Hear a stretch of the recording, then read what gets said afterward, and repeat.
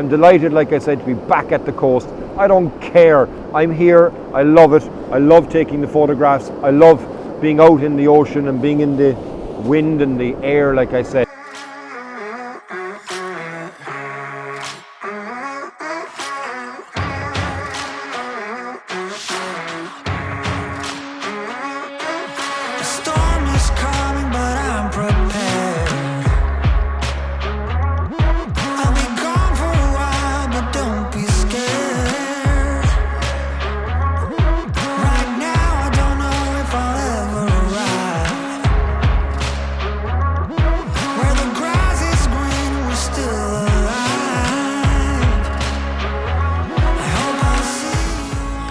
Grey day, rain, but a small gap on the horizon.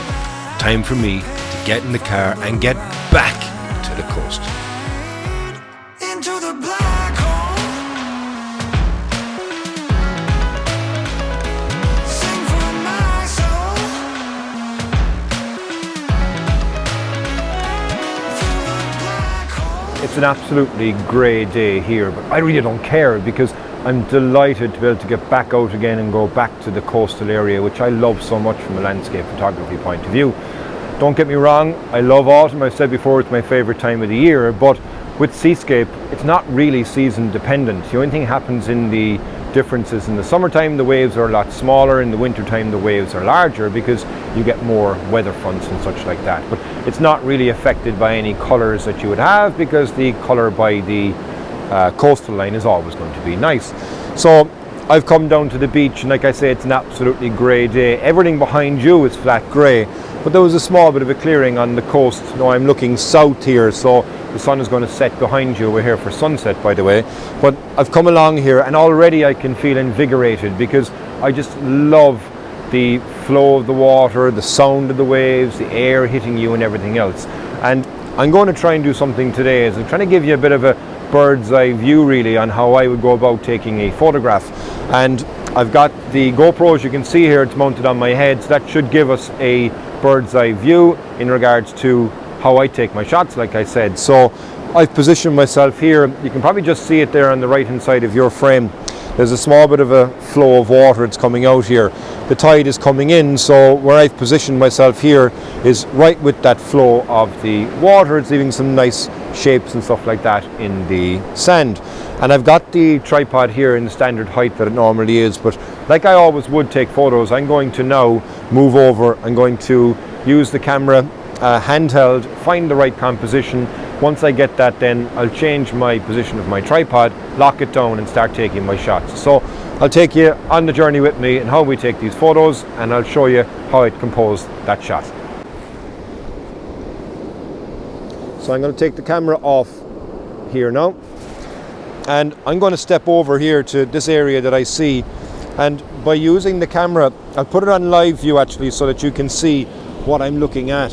So if we change our exposure here, just so you can actually see that on the screen, you can see that we have the lines that are running here underneath me to the rock that's going to be there in front. And by getting down lower as well, it does really change the perspective that you're going to have in the photograph, and with the wide angle lens as well, it allows you to be able to tilt that to get a completely different perspective.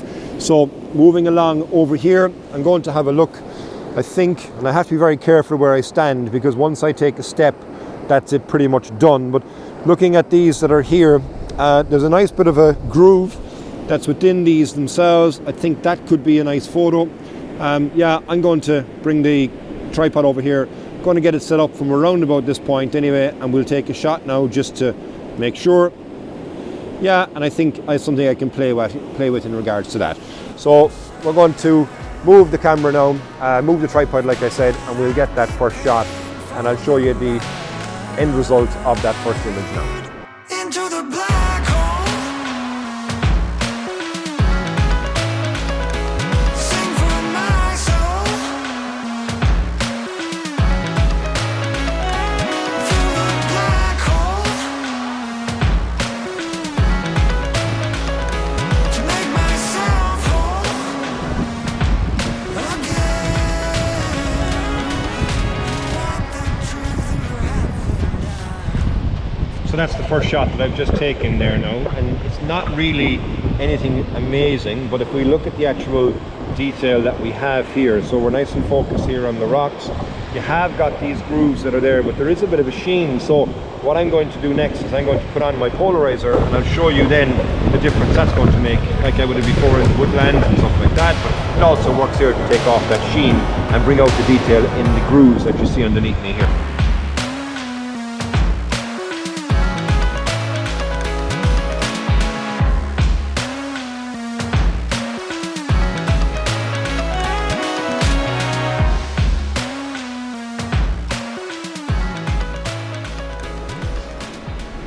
So next over here now is to this bit of a pool, and there's a nice shape that's on the rocks that are here.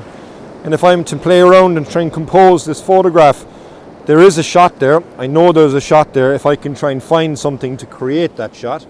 So it's a matter of moving the camera around, playing with what you see in front, and then isolating something out which you think is going to bring you through the image.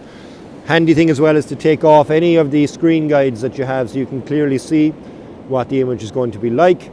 And I do like here because there's a little divot in the rock which is a circular area of it. It's a nice shape to it. You've got another bit of a pool in front and you've got the water kind of leading your way out. But I'm wondering, do I go down low or do I stay up high? Do you know what? I'm going to try both. So I'm going to take my tripod over here. I'm going to try and position it over this rock. And I'm going to try and get that shot of this little area, and then I might go higher as well if I can't get that. But for now, let's just take this. We're going to go again in portrait orientation. Okay. I'm going to place the camera actually up on top of this, which is fine. Adjust my composition. So I'm actually positioning this very unorthodox really. The horizon is almost at the top. But I kind of want that at the top because I don't want anything else really to be within the scene. I'm trying to focus on this rock that we see in front of me here. I'm going to just quickly zoom in.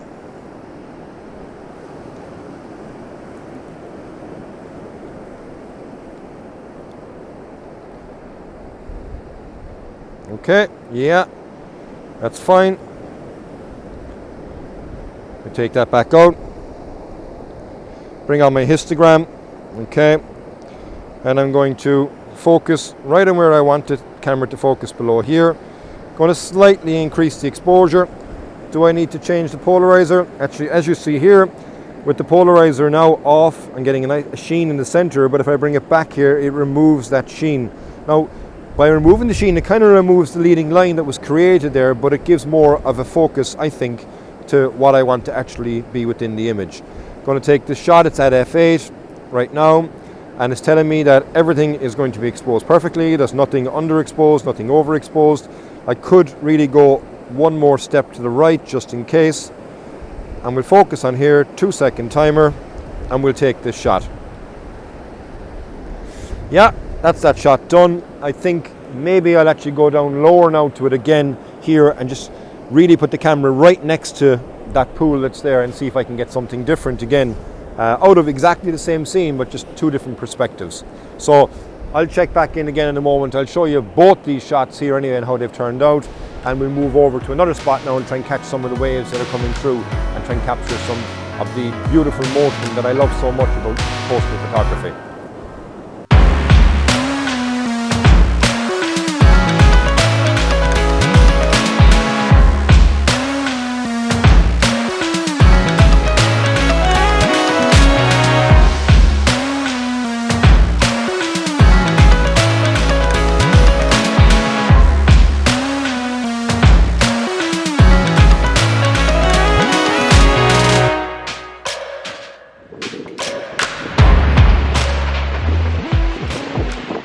There's this very interesting sequence of rocks that are here in front of me.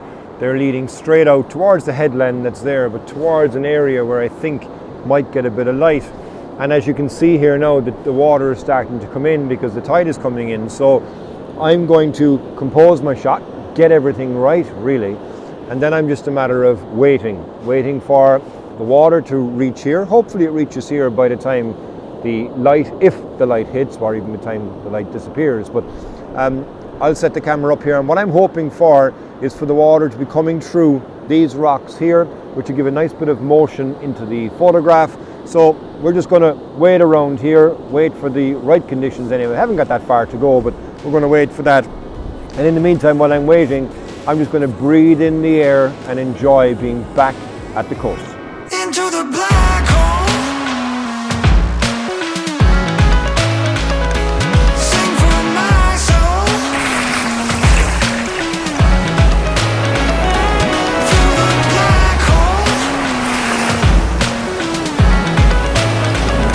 To make myself whole again. You want the truth you're having down. So the water now has come in, and it's coming in nicely actually over these rocks. And I don't think I'm going to get any colour in the sky, but that's okay because there's a beautiful darkness to the clouds. It's very foreboding, and I think it gives a lovely contrast to below here where I have the water flowing over these rocks. It looks really, really textured as well. I've since changed out now. I took off the polarizer and I put on my 0.9 medium grad. That's going to allow me to get what I normally go for, which is the half a second exposure, but also it's going to darken those clouds that are up high above. So it really does, give a nice contrast and a darkness to the top of the frame, a whiteness in regards to the water, and then the color of the sand as well. It's here. All I have to do now is, number one, not get wet, but wait for the water to come in around here, as you can see, and it's going to cover over these rocks here, and it's going to give some unique flows for every single photograph. So just keep taking a shot, and like I've said on previous episodes, you take a photo when the water is coming in, you take a photo when the water is going out, and you'll get two completely different photographs. One word of advice is when you're by the coast as well is keep an eye always on the waves, because you will get a rogue wave that will come through. They say it's every 7 waves you get a big wave, but when you're getting the tide coming in, you see like right now, you get 2 waves basically that turn themselves into one, so it doubles the power. That's beautiful from a photo point of view, but you can get wet as well. So you have to be very, very conscious of that. Always keep an eye out on the water, always be aware of your surroundings, but be sure, I suppose, really to get close to the action, capture the movement of the water, use the half a second, and enjoy being by the coast, because I most certainly do, and I'm absolutely delighted to be back out. Even though, like I say, the conditions aren't spectacular, it's just so good to be here, breathe in this air, feel the coldness of the winter that's coming now, and then capture a scene just like this when the water comes in here like a maelstrom over these rocks, and you get a unique photograph every single time. So I'm going to play around here, going to get a couple of more photographs, going to enjoy really spending the time by the coast. I'm delighted, like I said, to be back at the coast. I don't care. I'm here. I love it. I love taking the photographs. I love being out in the ocean and being in the wind and the air, like I said. So I'm going to sign out from this episode of my vlog. Thank you as always for tuning in. Stay tuned in coming episodes, because I'll be at the coast now a lot more, because it's really coming into the winter season here in Ireland, and we do get some phenomenal winds which give us some excellent conditions to photograph. So as always, if it's your first time on the channel, please do hit that subscribe button, hit that bell if you haven't already, so you get notified when I release the next episode. And as always, thank you very much for watching, and until the next time, Slán go fóill. Into the black hole. Sing for my soul. Through the black hole. To make myself whole again. You want the truth you're having down. But if I tell you now, the sun dies out.